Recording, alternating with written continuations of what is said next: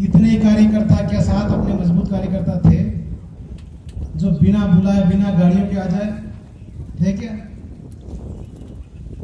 तो इसलिए आज भारतीय जनता पार्टी के ये लोग चाहते हैं कि रामलाल मीणा का विकास कैसे रुके, इसके अलावा उनके पास कोई रास्ता नहीं है। भारतीय जनता पार्टी का एक ही सपना, एक ही उद्देश्य है कि रामलाल मीणा जिस प्रकार से विकास की रफ्तार, विकास गंगा बहा रहा है, उसको कैसे रोका जाए। लेकिन मैं भारतीय जनता पार्टी के लोगों को इस गोपनेश्वर महादेव के प्रांगण में कह रहा हूं, कान खोल के सुन लो, आपकी 35 साल की टूटी सड़कों को रामलाल मीणा ही बनाएगा। ये आप सभी के सामने कह रहा हूं। आज भारतीय जनता पार्टी के आकाओं ने, भारतीय जनता पार्टी के कार्यकर्ताओं ने ये सपना नहीं देखा होगा कि इतने हाईवे बन जाएंगे, इतनी सड़कें बन जाएगी, इतनी पंचायत समितियां बन जाएगी, इतनी तहसीलें बन जाएगी, इतनी पंचायतें बन जाएगी, इतने कॉलेज बन जाएंगे। ये कभी उन्होंने विचार किया था? मैं पूछना चाहता हूं 35 साल से लगातार पद पे रहे पूर्व मंत्री नंदलाल जी मीणा साहब के कार्यकर्ताओं को, क्योंकि माननीय नंदलाल जी मीणा साहब अभी उनका स्वास्थ्य ठीक नहीं है, इसलिए मैं उनके ऊपर आक्षेप नहीं लगाना चाहता। लेकिन जो नंदलाल जी मीणा साहब के इर्द गिर्द जो कार्यकर्ता घूम रहे थे, वो बताएं, कान खोल करके सुन ले पहले तो, कि आपने 35 साल के अंदर क्या किया। आपने 35 साल के अंदर क्या किया? मेरे 35 साल के नहीं, मेरे 5 साल के जो कार्यकर्ता अगर काम नहीं होता मेरे पास आ जाते और कह देते हैं साहब जनता हमें परेशान कर रही है, वो हमारा काम होना चाहिए। लेकिन तुम लोगों ने तो सिर्फ और सिर्फ चापलूसी के अलावा काम कोई नहीं किया होता तो क्षेत्र में विकास दिखता। भारतीय जनता पार्टी के लोग कहते हैं हम धर्म का काम करते हैं। अरे भारतीय जनता पार्टी वालों, तुम तो गोपनेश्वर में भगवान के दर्शन करना भी पाप समझते थे, तुम क्या धर्म का काम करोगे? अगर आपने भगवान गोपनेश्वर को माना होता तो 35 साल के अंदर एक ईंट भी लगा देते तो रामलाल मीणा मान जाता।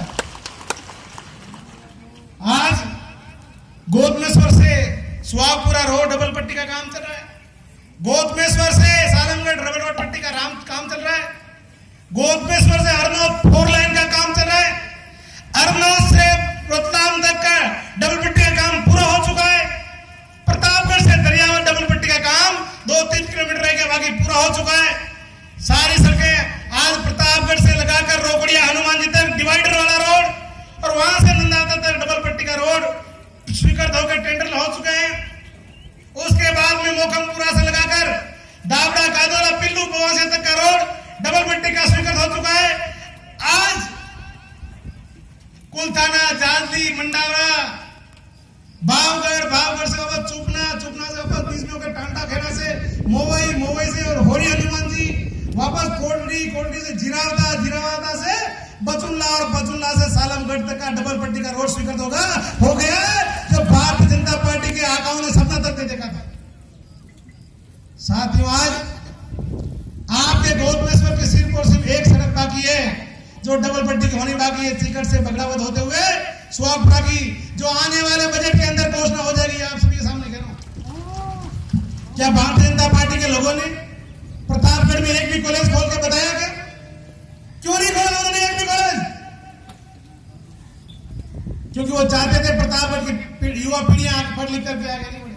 मैंने आते ही कन्या महाविद्यालय खोल दिया, पिपरकोट में कॉलेज खोल दिया, नर्सिंग कॉलेज खोल दिया, कृषि महाविद्यालय को खोल दिया, और मुझे दलोट बचुल्ला के लोगों ने कहा साहब बचुल्ला में दलोट में आपने इतना कर दिया, बचुल्ला में क्या करोगे? एक कार्यकर्ता खड़ा हुआ साहब हमारे कॉलेज खोल दो, जबकि उनको ये विश्वास नहीं था कि बचुल्ला जैसे छोटे से गांव में कॉलेज खुला है।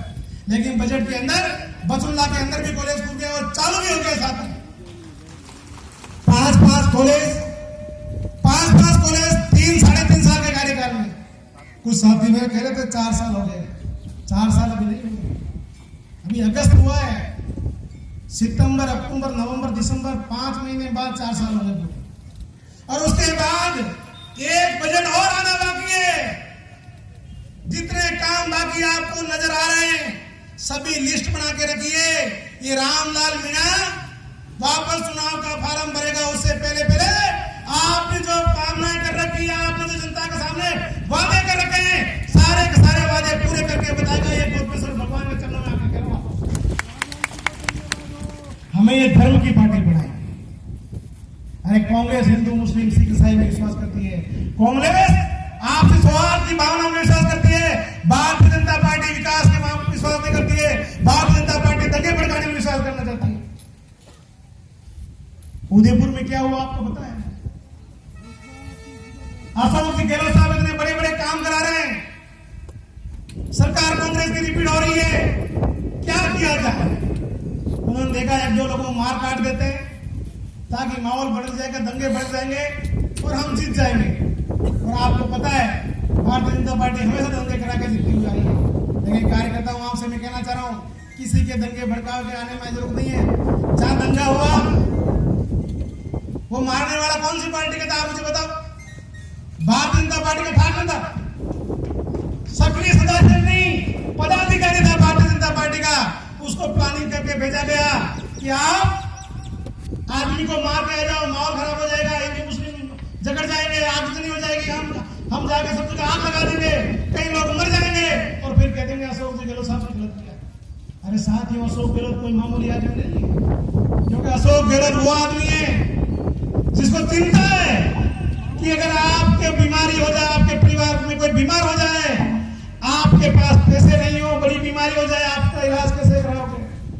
माननीय मुख्यमंत्री अशोक जी गहलोत साहब ने चिरंजीवी योजना लागू करके 10 लाख तक का इलाज, सरकारी कॉलेज हो, प्राइवेट कॉलेज हो, सरकारी हॉस्पिटल हो, प्राइवेट हॉस्पिटल हो, यहाँ तक कि गुजरात के अंदर भी अगर आपको हॉस्पिटल में जाना है तो मुख्यमंत्री जी का नाम लीजिए, वजनाधार कार्ड दिखाइए और आपका 10 लाख तक का इलाज फ्री होगा। सर, ये हजम, ये बात, ये काम, ये योजना भारतीय जनता पार्टी के लोगों को हजम नहीं हो रही। आज कोई दुर्घटना में मर जाता है, पहले कोई सुनने वाला नहीं था, पेशियां करनी पड़ी करके लोग पास में होकर निकल जाते, कोई उठाने वाला नहीं था। लेकिन माननीय मुख्यमंत्री जी ने कह दिया कि जो दुर्घटना हो गई, जो व्यक्ति उसको हॉस्पिटल में ले जाएगा उसको 5,000 रुपए इनाम मिलेगा, कोई पैसे उसको करनी नहीं पड़ेगी। उसके बाद में अगर दुर्घटना के अंदर किसी की मृत्यु हो गई तो उसके परिवार को 5 लाख रुपए मिलेंगे। 5 लाख रुपए ये भी माननीय मुख्यमंत्री जी ने किया है ताकि उनके बच्चों का, उनके परिवार का ख्याल रखा जा सके। और दुर्घटना के अंदर अनुपंग हो गए तो 3 लाख, 2 लाख, 1.5 लाख तक का इलाज के काम पैसे माननीय मुख्यमंत्री जी देंगे। साथियों, आप सभी को पता है प्रतापगढ़ के अंदर मेरे आने के बाद में किसानों को लाइटों की समस्या आई नहीं, दिन में लाइटें मिली। जो कभी सोचा था आपको दिन में लाइटें मिलेगी? कितने नए जीएसएस बनाए, भले सेवना का हो, कानगढ़ का हो, बड़वास कला का हो, रायपुर का हो, बगड़ावत का हो, रामप्रिया का हो, कितने जीएसएस ने बना दिए और सभी जीएसएस पुराने थे उनको भी डबल कैपेसिटी का किया, तब जाके आज दिन में लाइट मिल रही है। और दिन में लाइट मिल रही, लाइटें बढ़िया मिलने लगी तो इन्होंने मोदी जी को फोन किया, साहब राजस्थान में कोयला बंद कर दो ताकि लाइटें आवे नहीं, तो मुख्यमंत्री अशोक गहलोत बदनाम हो जाए। मैं भारतीय जनता पार्टी के इन लोगों से पूछना चाहता हूं, कोयला क्या राजस्थान में पैदा होता है? लेकिन उसके बाद में माननीय मुख्यमंत्री जी ने कोयले की व्यवस्था करी और हमने माननीय मुख्यमंत्री जी से कहा, साहब कभी अकाल पड़ जाता है, कभी बारिश ज्यादा हो जाती है और हमारे यहाँ किसान बिजली का बिल भर नहीं पाते हैं, तो माननीय मुख्यमंत्री जी ने एक बिल पे 2,000 रुपए माफ करने की योजना, किसान मित्र ऊर्जा योजना लागू करी। ये पहले क्यों लागू नहीं हुई? पहले के जमाने में, भारतीय जनता पार्टी के जमाने में लाइटों में करंट नहीं आता था, करंट आता था बिजली के बिलों में आता था। और लाइट कभी कभार आती थी, खेत में जाते मोटर का बटन दबाते और पीछे लाइट चली जाती थी। वो दिन भी बंद देखा है और आज बिना ड्यूटी के आपको लाइट मिल रही है और बिना पैसे मिल रही, किसी 60 रुपए, किसी 70 रुपए। हमने माननीय मुख्यमंत्री से यह भी निवेदन किया, साहब घर की बिजली के बिल भी ज्यादा आ रहे हैं, उसको भी कम किया जाए। तो माननीय मुख्यमंत्री जी ने 50 रुपए पर यूनिट, 50 यूनिट तक फ्री कर दिया।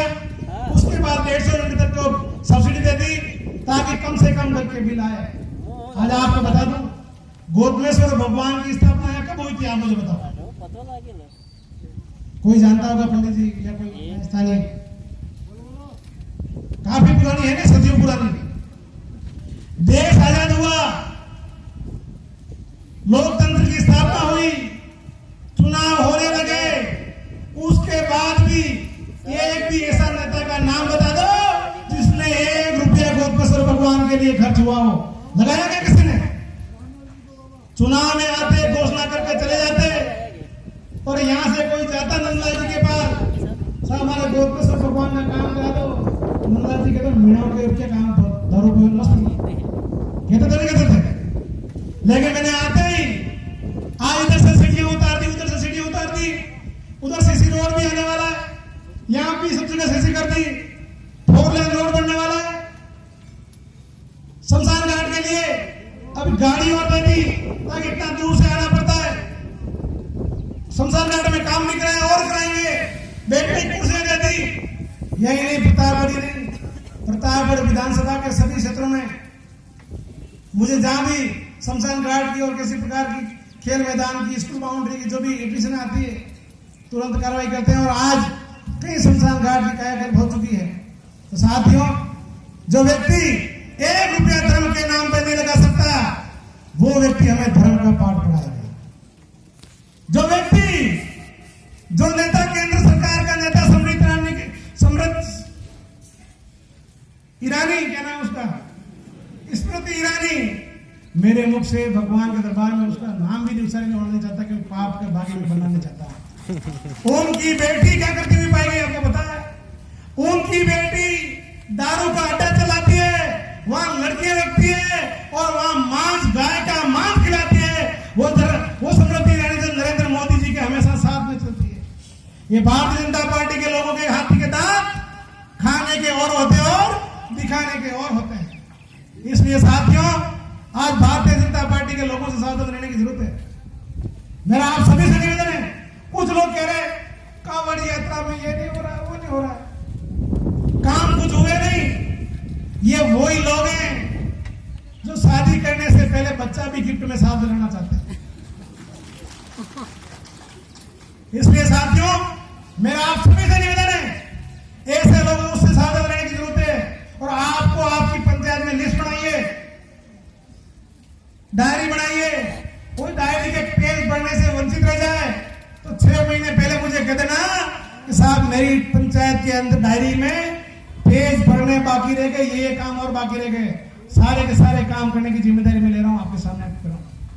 साथियों, अभी समृद्ध जी कह रहे थे, एक सामान्य व्यक्ति से हमको पद में बिठा दिया, लेकिन मैं आप सभी से कहना चाहता हूं, जिस प्रकार से मैं भगवान के भक्त अनन्य है, रोगड़िया हनुमान जी हो, दीवाक माता हो, जानागढ़ हो, गोदमेश्वर हो, खेड़ापति हनुमान जी हो, हौरी हनुमान जी हो, ऐसे कई धर्म स्थलीय में जाता हूं मैं और शास्त्र पढ़ता हूं, अच्छी किताबें पढ़ता हूं। आप मेरे घर पे आए होंगे तो पीछे किताबों की लाइनें लगी रहती है, मेरे पास पूरी गड्डी पड़ी रहती है। मैं उनको पढ़ पढ़ के मेरे अंदर सेवा का भाव जगा रहता है। कोरोना काल के अंदर रात दिन मेरे साथ 3 दिन ने कंधा मिला के काम किया, भले वो वार्ड प्रमुख भी नहीं बना हो, लेकिन वो सरपंच बन गया, प्रधान बन गया, जिला प्रमुख बन गया और जिला परिषद सदस्य बन गया, पंचायत सदस्य बन गया। वो कैसे बने आप सबको पता है। ये कोई मेरी कलाकारी नहीं, न जादूगर की तरह मेरे कोई हाथ साफ, ऐसा भी नहीं है। ये सिर्फ और सिर्फ जनता की सेवा करने का परिणाम है। साथियों, लोगों ने देख लिया, ये एमएलए जंगल में घूम रहा है, कोरोना के अंदर गांव गांव जा रहा है, लोगों को सामग्री बांट रहा है, इसको तो कोरोना से डर भी नहीं लग रही है। अब आपने गांव में एमएलए कौन कौन रही हो, दो समृद्ध रही हो, दो भड़ियाला रही हो, दो सरपंच रही हो, दो सौ रही हो, इनको तो सबको अपने कटे जिताड़ी दियो ताकि रामलाल अपने काम करावेगा। इसी भावना को लेकर लोगों ने देखा कि कड़ी से कड़ी जुड़ जाएगी ताकि अधिक से अधिक पैसा हमारे क्षेत्र में आएगा और विकास होगा।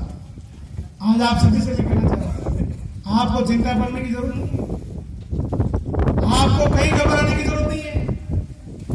भारतीय जनता पार्टी तो सिर्फ और सिर्फ भारतीय जनता पार्टी से ही झगड़ रही है, उसको आपसे लड़ने की फुर्सत नहीं है। साथियों, अभी तो लट करेंगे भारतीय जनता पार्टी के अंदर, पट्टियां बंधवाने के लिए भी आपको जाना पड़ सकता है। इसलिए वो चिंता छोड़ दीजिए और अपने पांडाल के अंदर भी कोई ऐसा हो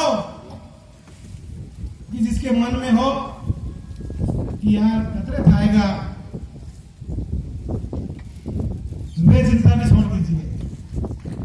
क्योंकि इसी गौतमेश्वर भगवान के दरबार के अंदर मैंने भगवान गौतमेश्वर से प्रार्थना करी थी मन ही मन कि साहब ये जिला प्रमुख ये प्रधान आपसे बना देते हो तो इस क्षेत्र में विकास की गंगा बहा दूंगा। और आपने देखा भगवान गौतमेश्वर की महिमा का वर्णन, आज पूरा पंडाल भरा हुआ, पूरा मंच भरा हुआ है। यही नहीं कितने लोग ऐसे हैं जो आज यहाँ आ नहीं पाए। इसलिए ये देवी देवता, और मैं तो आप सभी को पता है जनता को ही भगवान मानता हूँ, मानता ही नहीं मानता, और जनता को भगवान मानता हूं तभी तो सारे काम छोड़ के आपकी सेवा में लगा रहता हूँ। रात हो, दिन हो, सुबह हो, शाम हो, गर्मी हो, छांव हो, धूप हो, सर्दी हो, बारिश हो, लगातार आपके बीच में रहता हूँ। जब गत साल हम यहाँ आए थे